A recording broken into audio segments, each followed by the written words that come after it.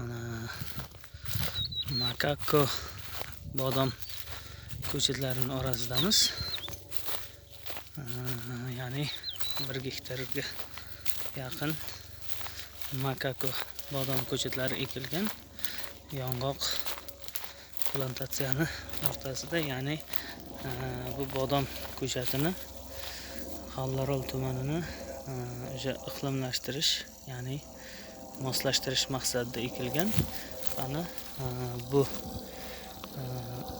rayonda bodom o'zini qanday kuchini ko'rsatadi, shu maqsadda ekib, sinov tariqasida joylashtirilgan. Ana bugungi kunda yomon emas. O'suv nuqtalarida ham, hosil berish holati ham,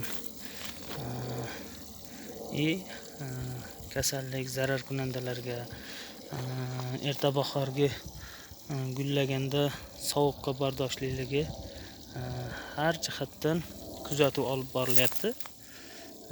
Mana shu erta bahordan o'sgan shoxlari kamida 81 metr o'sganini ko'rib turibsiz. Shuncha mevasi bilan birgalikda.